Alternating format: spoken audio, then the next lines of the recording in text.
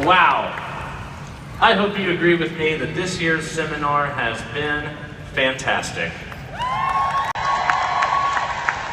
David Hull predicted this would be the best seminar ever.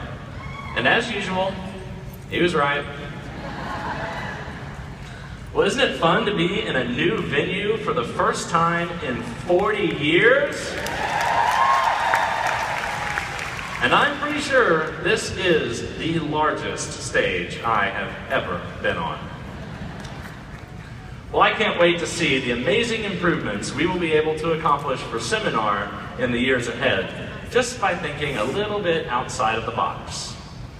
Well, another huge milestone is just around the corner. Do you know what it is? Well, in a few weeks, we will mark the 30th anniversary of my grandmother, Mary Kay Ash, and my father, Richard Rogers, leading the leveraged buyout of Mary Kay Cosmetics and returning this great company to family ownership.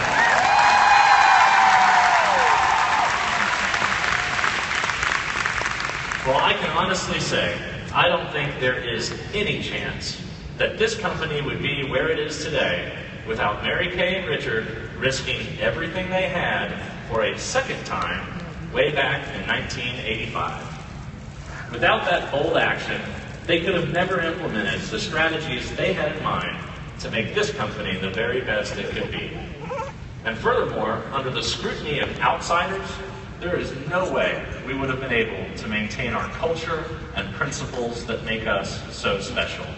As Mary Kay would say, a dream come true.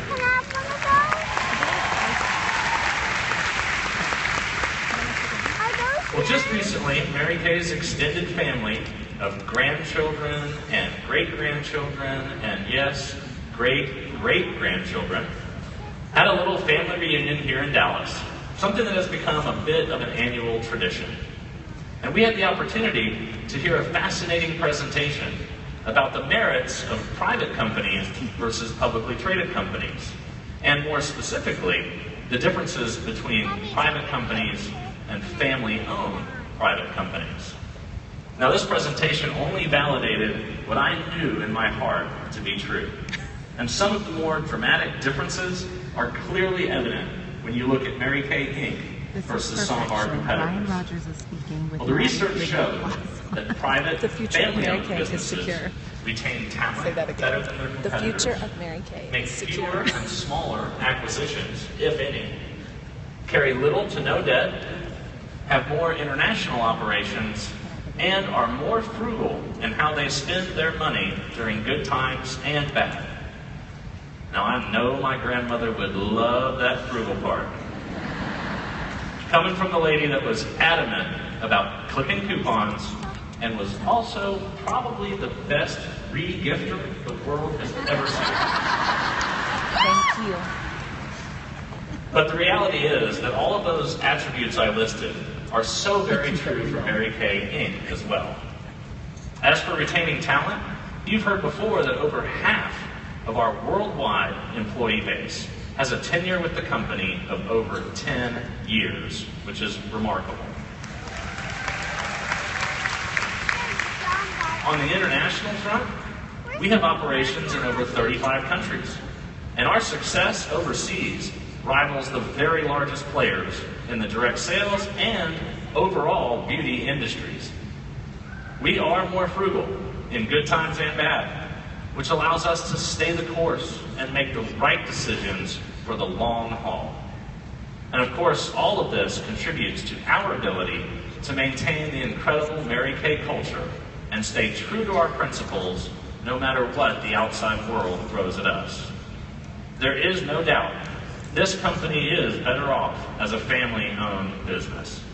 So thanks, Dad, and thank you, Mary Kay.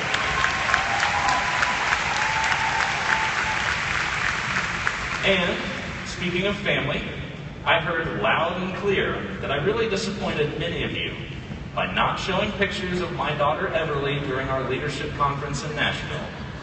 So here you go. This first one is Everly putting on her Mary Kay lip gloss Just like you, to get ready for the end of school father-daughter dance that she was so excited about.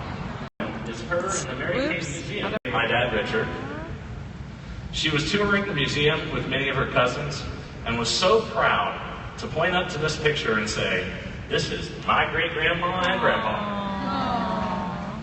Well, on this same tour, I had a chance to spend some time in the newly renovated Keepers of the Dream NSD gallery. Look at this.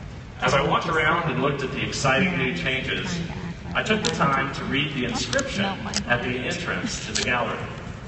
This inscription speaks to the importance of our national sales directors and the role they've had in our success and the bright future of this incredible company.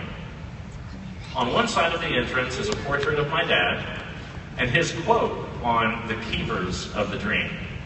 It reads, "In 1971, when we established the position of Independent National Sales Director, it was a significant part of Mary Kay's grand plan. She wanted to make sure that we would perpetuate her vision. She knew that this dream was larger than her life, larger than my life, and larger than just one generation." On the other side is a portrait of my grandmother and her quote, "Whatever the reason, someday I will no longer be here. When that day comes, I know our national sales directors will carry on magnificently in my place. They carry the torch of our philosophy and standards. Therefore, I know that whatever the future may bring, my philosophy will be perpetuated."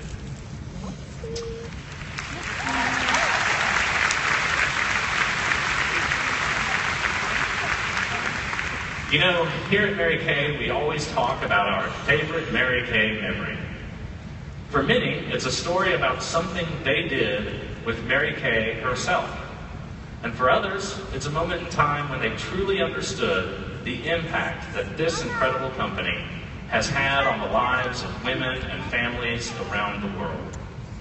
And for people like David or Daryl or myself, it also might involve making a complete laughingstock of ourselves in front of a large group of people.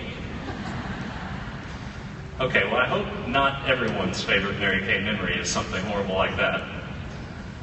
But often, however, whatever that memory is, it touched their heart so strongly that it becomes the backbone of the I-stories we have become so famous for telling. Well, I recently came across Mary's favorite Mary Kay memory. She responded that her favorite Mary Kay memory was first national sales directors in 1971. It doesn't surprise me one bit that Mary Kay would hold a special place in her heart for that moment, because it was precisely then that she knew her dream would live on forever. And it's not only lived on, it has thrived. As of today, we have had over 400 women reach the position of Independent National Sales Director in the United States alone.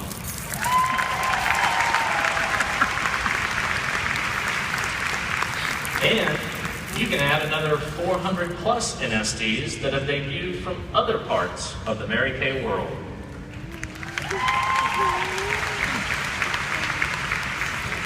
Together, these incredible women are the keepers of the dream for Mary Kay Ash. They are responsible for passing it on as she always asked them to do. This year at Seminar, we're bringing back a popular Mary Kay tradition that symbolizes the role of our national sales directors and carrying the torch for Mary Kay's dream. At one point, Mary Kay herself participated in this tradition. And today, our national sales directors from this seminar will demonstrate their commitment to Mary Kay's dream.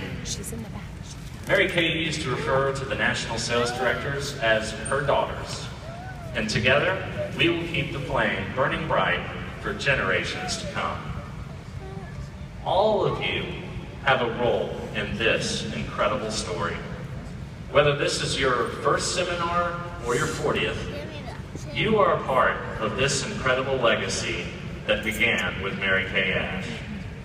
You are all charged with representing Mary Kay as you pass her dream on to your customers, your team members, your unit members, or even your national area. We have something so special that it is genuinely unique in this world. It is one of a kind. Just like each of you are unique in this world with a dream in your heart that is one of a kind. And no one is better at making dreams come true than Mary Kay. Well, we love you and hope you have had a fantastic seminar. Thank you very much for all that you do for this great company. Thank you.